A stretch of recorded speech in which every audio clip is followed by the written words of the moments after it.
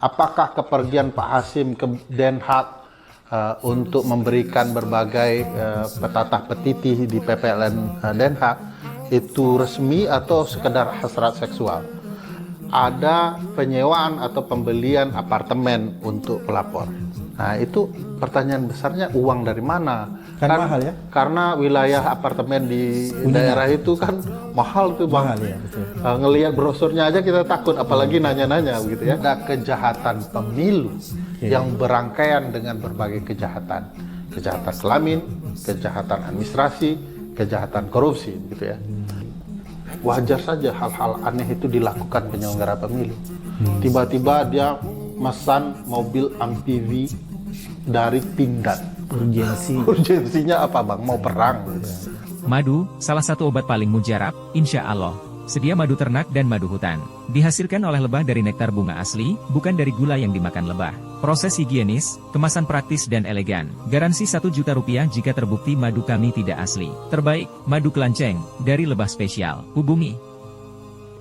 Kalau kita lihat ini kan kejadiannya luar biasa ya. Kenapa saya katakan luar biasa ini? Untuk pertama kalinya mungkin ada pejabat publik yang diputus ya, yang diputus. Mungkin banyak yang melakukan, tapi ini kan yang diputus dan terbukti bersalah melakukan tindakan-tindakan asusila, kan gitu. Kelihatannya baru pertama kali ini. Apakah menurut Bang Ferry, ini kan sebenarnya kalau kita lihat ya kemarin putusan itu kalau kita baca, ini sudah masuk ranah pidana juga. Iya. Ya. Apakah menurut Bang Ferry ini harus ditindaklanjuti juga? Karena pidananya atau cukup dengan sanksi pemberhentian saja? Kalau dibaca pelaporan pelapor ya dan apa yang dibacakan oleh DKPP kemarin, ada beberapa hal yang menarik sebagai indikasi ada tindak pidana lain atau kejahatan lain yang sedang berlangsung. Bahwa ini ada sexual harassment, kita tidak berdebat, itu sudah dinyatakan oleh DKPP. Ada pelanggaran administrasi yang luar biasa, misalnya mengirimkan pelapor dari Belanda ke Indonesia dan pelatihan di Singapura, padahal itu bukan wilayah PPLN Den Haag. Nah, ini wilayah Asia.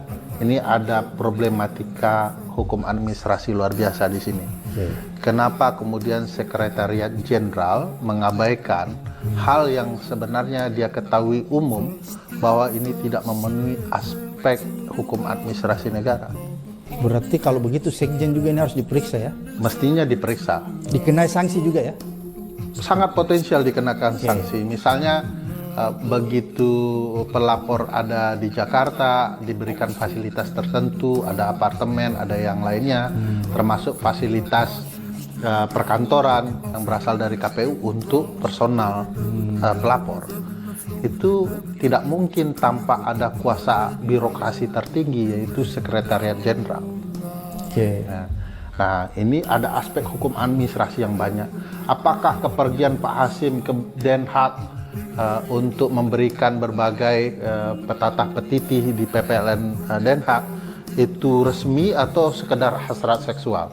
Apakah pelatihan itu memang kebutuhan penyelenggara atau kebutuhan Pak Hasim? Kebutuhan hasrat seksual. Yes. Karena Bung Ferry mau katakan ini, jangan sampai itu hasrat seksualnya tapi dia menggunakan fasilitas negara dengan mengkondisikan misalnya bikin pelatihan di sana, seperti itu kira-kira. Kurang lebih begitu Bang. Oke, lanjut. Jadi ada ruang pelanggaran administrasi negara yang sangat besar bisa terjadi. Kedua, kalau kita cermati bahwa ada penyewaan atau pembelian apartemen untuk pelapor.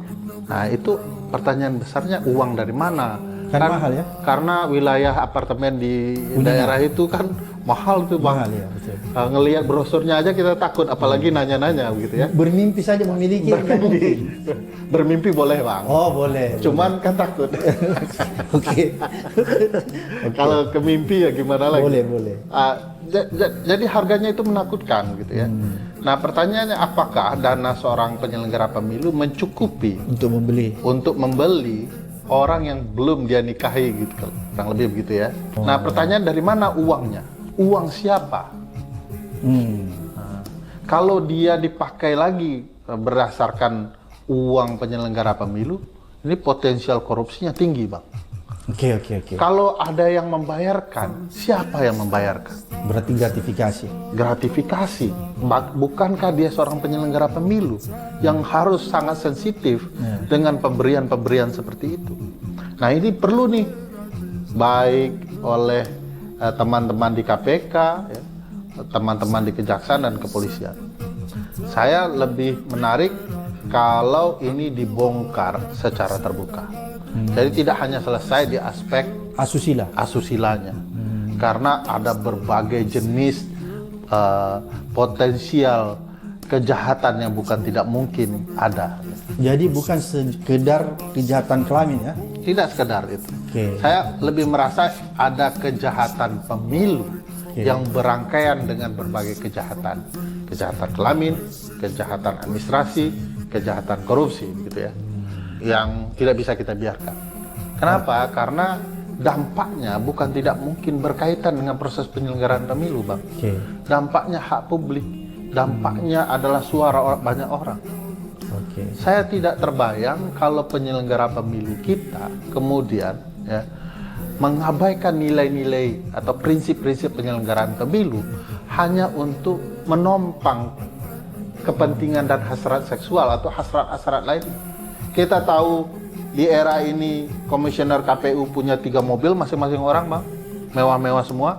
Oke. Seingat saya itu ada Alphard, Palisade, dan Innova hybrid baru. Itu setiap komisioner KPK Satu komisioner dapat 3 diberikan fasilitas mewah ya? mobil. Abang bayangkan itu. Kayaknya lebih enak jadi ketua KPU dibandingkan ketua KPK. Dulu ketua KPK mobil Innova tua. Ya. Tapi ya lumayan lah, tapi tua untuk level pejabat ya. Ada jet. Penyewaan jet untuk terbang kemana-mana wilayah Indonesia untuk meriksa. Saya mohon maaf, Bang. Apa betul kebutuhannya untuk sewa jet? Bukankah pesawat-pesawat lain ada? Dan itu kan sempat dipertanyakan di DPR. Tapi heboh begitu saja. Jadi seolah-olah DPR ikut bagian untuk menjelaskan ini orang bermasalah. Tetapi tidak melakukan hal-hal lain. Misalnya yang penting bagi saya ketika itu dibongkar, lakukan hak angket soal betapa buruk dan bobroknya proses penyelenggaraan pemilu kita dengan para penyelenggaranya yang seperti ini. Oke, Bung Ferry ini ngeri nih kalau Bung Ferry jelaskan. Berarti sebenarnya kejahatan yang dilakukan ketua KPU ini bukan semata-mata aspek asusila ya. Tidak sekedar, tapi ada korupsi di situ. Potensial. Ada kejahatan korupsi ya, potensi korupsi dan lain-lain sebagainya.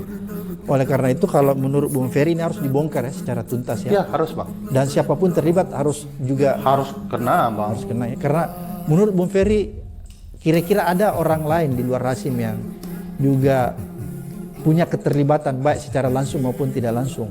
Kalau soal korupsi, saya nggak mungkin ngajarin Abraham Samad. Tapi saya tahu Abang sedang jadi host ya. Pertanyaan sudah bisa dijawab sendiri. Saya yakin dan sebagaimana juga berbagai aktivis anti korupsi yakin bahwa kejahatan korupsi itu tidak bisa dilakukan sendirian. Oke. Ini ada 7 orang nih, Bang. 7 orang ya. Nah, mereka tahu saja membiarkan, terlibat, atau yang mana begitu ya. Nah, ini perlu pendalaman. Bagi saya ini adalah tanggung jawab moral aparat penegak hukum dalam isu-isu korupsi untuk menuntaskan ini. Karena kerugiannya itu besar sebenarnya, Bang. Yang tidak terlihat. Demokrasi kita, proses penyelenggaraan pemilu yang punya beban anggaran luar biasa, 70-an triliun lah, lebih, Bang, anggaran kepemiluan kita kemarin. Kalau dilakukan oleh orang-orang seperti ini untuk memenuhi hasrat personalnya sendiri, 70 triliun itu nggak ada gunanya sebenarnya. Kita bisa merasakan bahwa ada berbagai problematika dalam pemilu kita. Misalnya Sirekap nggak beres. Mungkin waktu itu sedang sibuk-sibuknya pergi ke Belanda. Lagi bercinta. Atau lagi memaksakan bagaimana pujaan hati bisa datang ke Jakarta dengan berbagai alasan. Sehingga urusan pemilu tidak dilakukan. Terabaikan. Makanya Sirekap begitu dan segala macam. Bagaimana penampilan KPU begitu bobroknya di dalam sidang Mahkamah Konstitusi. Tak ada pembelaan yang jitu. Jangan-jangan ya kepala tidak di sana, kepala sedang kemana-mana, pernah ditegur hampir tidur, kecapean kali gitu kan.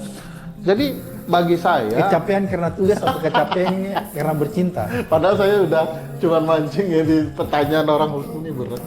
Ya bisa saja karena capek hal-hal lain Bang Oke. yang tidak berkaitan dengan dinas gitu ya. Berarti saya potong dulu Bung Ferry. Berarti Bung Ferry mau katakan bahwa kasus asusila ini menjadi pintu masuk.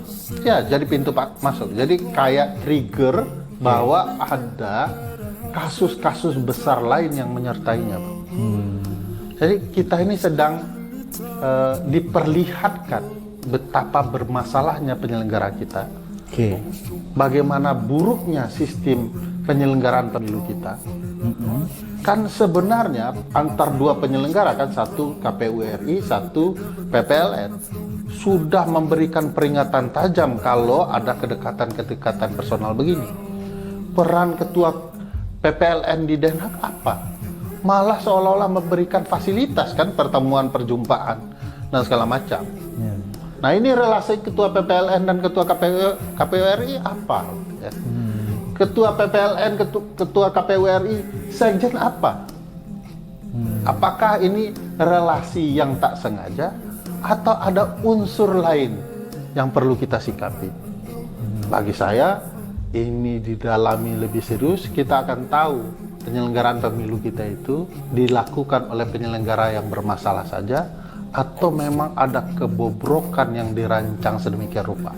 Jadi saya ingat ya Bang, kalau cara berpikirnya begini, wajar saja hal-hal aneh itu dilakukan penyelenggara pemilu.